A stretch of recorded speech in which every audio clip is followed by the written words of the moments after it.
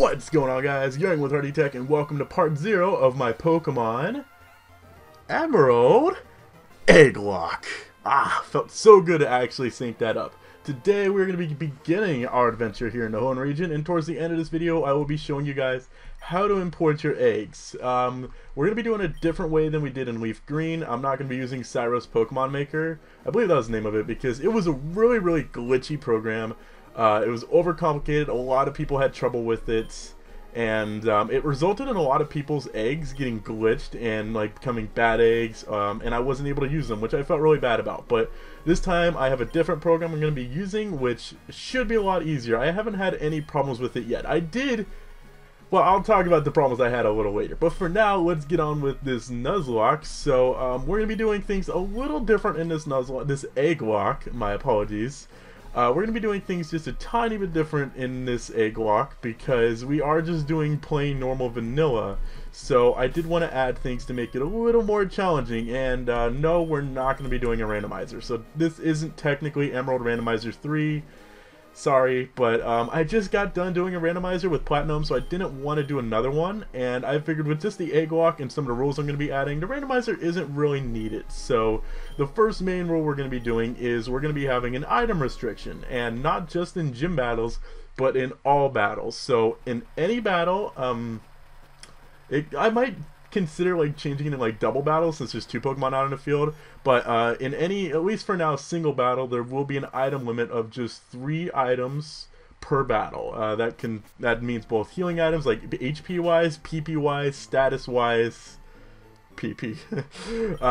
We can only use 3 healing items in a single battle. We could use them outside of battles all we want, but while we're actually in the battle, we can only use 3 of them. So I'm gonna have to be really careful about that. It's something I did in my Platinum Randomizer, or my Platinum Eevee-Lock, that I really enjoyed, and I hate so much when people potion spam and just when a Pokemon should die and they just constantly use like hyper potions and stuff to stop it from dying. That's the most annoying thing in the world for me, and it takes all the fun of a Nuzlocke out of a Nuzlocke, in my opinion. When I see people do that in videos, I just kind of want to stop watching because it's like, the Pokemon should die and you're basically cheating the Nuzlocke, in my opinion. I know I'm kind of a stickler for this stuff, and I shouldn't be. You know, if people should be able to play however they want. It is 11:17. Wow, I just realized the story I have to tell you in a little bit, it took me over an hour to fix, which is extremely frustrating. And the other rule I'm going to be doing that I actually just forgot. What was the rule I was going to... I had this rule and I completely forgot it, and I'm really frustrated at myself right now. We will be doing a species clause in this series, which I felt I should mention. But it's going to be kind of modified, so if we hatch an egg that we've already have one of, it'll just kind of be, we can't use it, it'll be put in a box as reserve, and we can't use it until our current one dies. So this is done to kind of suggest you guys to send more diverse Pokemon, because it seems like in every Egglocke I do, it's just freaking constant Eevees and other like really fan favorite popular Pokemon. And I'm doing this rule of like having the species clause to try to influence you guys to send in more diverse Pokemon and maybe more rare Pokemon. And we'll get to this a little more later on like what exactly you guys can't submit, because no, you cannot like send in a Regirock. Yes. Is that diverse? Yes. Is that random? Yes. Is that something people would normally send in an egg? No. So you would think, oh well, that meets all the qualifications Hardy wants, but there's a problem with that. If you can find a Regirock that comes out of an egg, I'd love to see it. Yes, I know Regirocks somewhere off in the mountains, Regirocks are like humping each other, making tiny little rocks. Are Regirocks like born as pebbles and then they just grow? Like maybe a big Regirock mama lays a ton of little pebbles and then they just build like the perfect little Regirock baby. Is that how they're made? I don't know. I feel like a Regice. It's Regice for the record. I don't care if it's spelled Regice. It's Regice. It only makes sense that way. I kind of wonder if Regice is just like a big popsicle, and Registeel is actually the only one that kind of makes sense and doesn't have like this obvious answer, at least to me. But yeah, the thing I'm trying to say is no, you cannot put popsicles inside your Pokeballs. So we'll get more into that later when I'm explaining you guys how to submit your Pokemon though. But this is actually the second time I'm recording this, because the first time I recorded it, what starter should we pick? We could pick Caterpie, or we could pick Caterpie. Or we can pick Caterpie! Here we go, guys! I don't know who to pick. The thing I do have to remember is whoever I do choose will determine whose May's starter Pokemon is. So I think I'm going to want May to have Grovyle. So I believe that means I'm going to want to pick Mudkip, who I believe is the middle Caterpie. Or Trico and Sceptile as well. Not just Grovyle. Although if she kept a Grovyle the entire game, that'd be really awesome early game. Or that'd be really devastating early game. But it'd be kind of awesome later game when we have to face her Sceptile 1 in it. But this is the second time I've tried recording this, because the first time I recorded it, everything went fine. Although I'm kind of happy I'm getting a chance to re-record it, because I felt the commentary in the first part was a little off. So hopefully this one's a little better. But I went to go to record a tutorial, and all of a sudden I was having problems with the program, which I'd never had before, which was really weird. And for about an hour or so, as I've just figured out looking at the time, I was assuming, okay, well the program is just glitched. So I was Googling, trying to Google issues to this program. It turns out there's like no support for this program anywhere.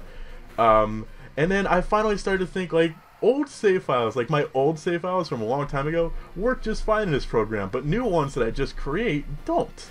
And then it finally hit me that it's my emulator that must be causing the issues, because I don't even know what version of Visual Boy Advance I have, because it doesn't say, which I probably should have thought, like, that's a weird thing. So I went and got a new version of Visual Boy Advance, which if you're curious what version I'm using, it'll be in the description of all videos from now on that I make using Visual Boy Advance. I believe it's Visual Boy 1.7.2 re-recording version 23.2, something like that. But so I went and got that, I tested it out, and a brand new save file worked fine in this program. So I spent like an hour freaking out of the program, raging at the program. It worked perfectly fine before on older save files, but they weren't working on newer save files. When it turns out it's not the program's fault, and I felt really bad about getting mad at the program. I felt bad about getting mad at a program, because to me, programs have feelings, guys, okay? You have feelings, I have feelings,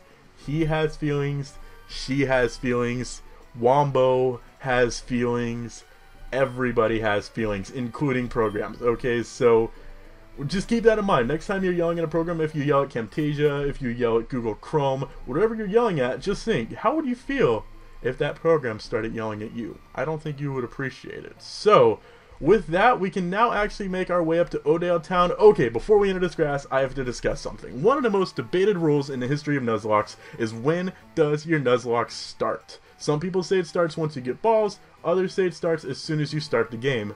I've done it a few different ways, and no matter what I do, people are always going to debate it, which is extremely annoying.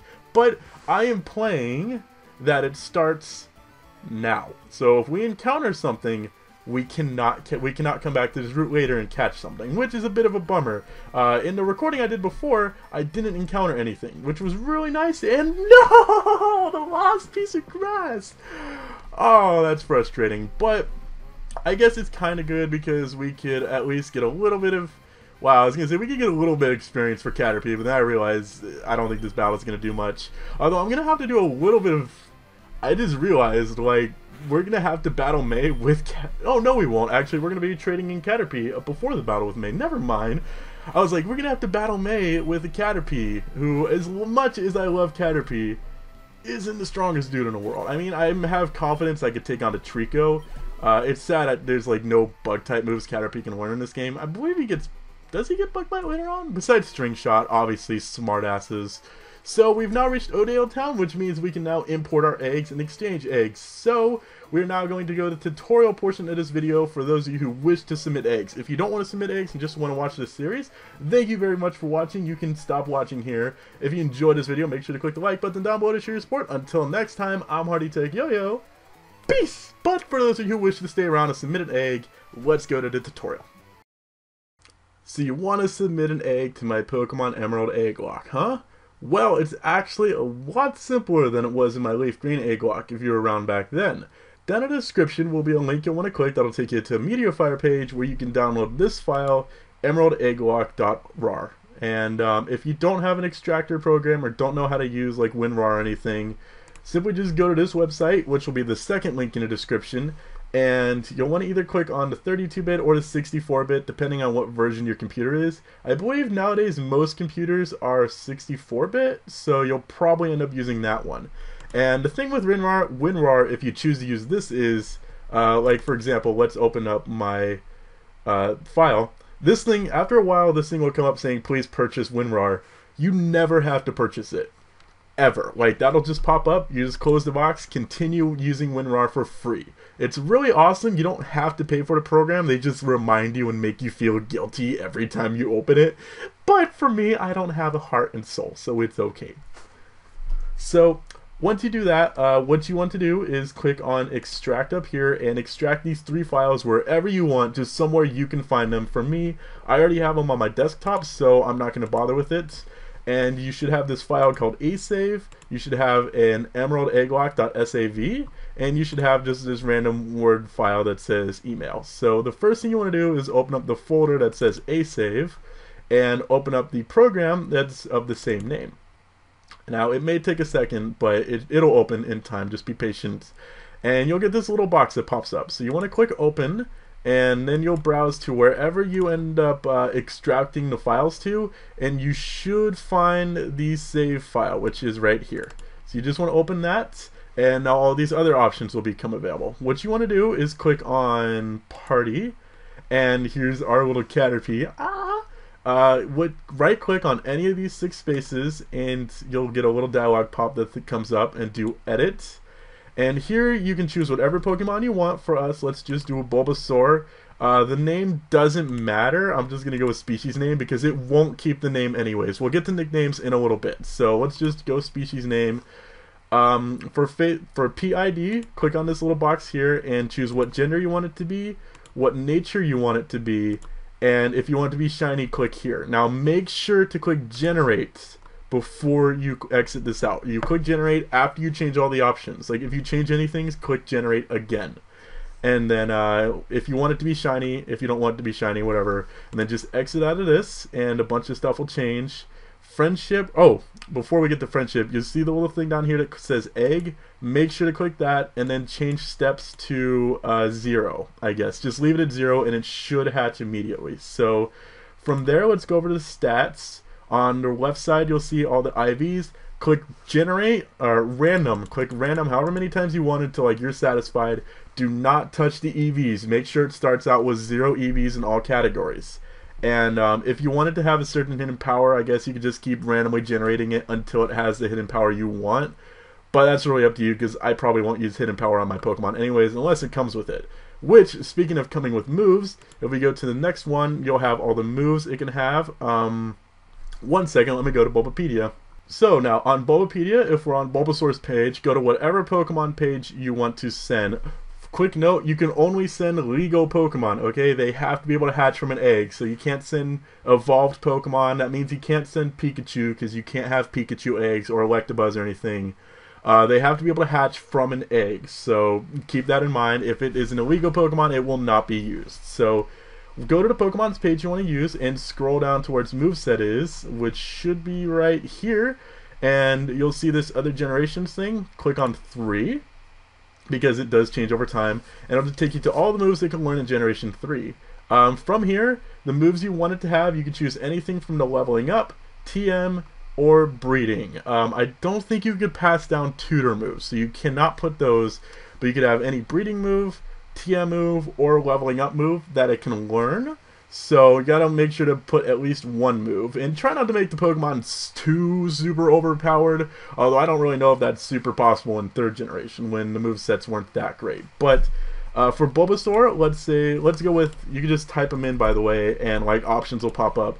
Let's go Tackle, Growl, which just automatically appeared, Growl, why does it look different?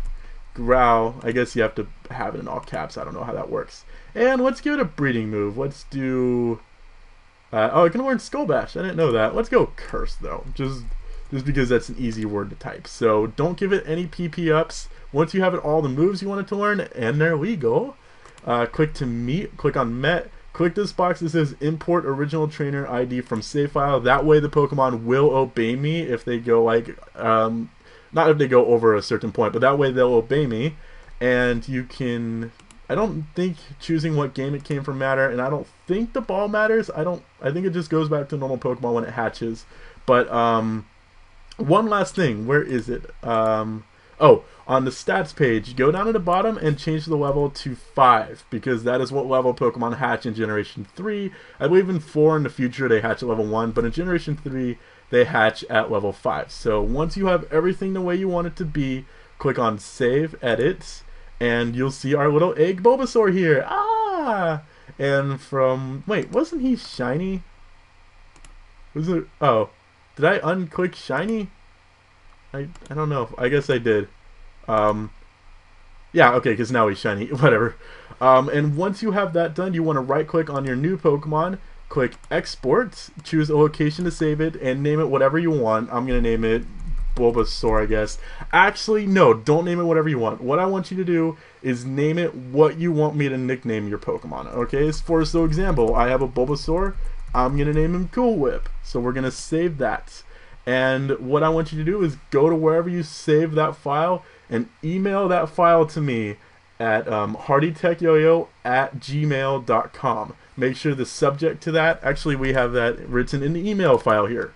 The subject, make sure it's Emerald Egglocke, and just in case you didn't name your save file this, if you want your Pokemon to have a nickname, make sure to include the nickname in the email as well. And you can include anything else you want in an email, anything you want to tell me, or whatever. So hopefully this tutorial wasn't too complicated. I'm really bad at teaching people stuff, so I apologize, but this is a lot simpler. This is basically Pokegen for 3rd Gen, which I was so happy about to find this out. So that is going to wrap it up for us today, guys. If you have any questions, hopefully I'll be able to answer them in the comments. Until next time, though, I'm Hardy Tech Yo-Yo. Can't wait to get your eggs. Hopefully this will be starting soon.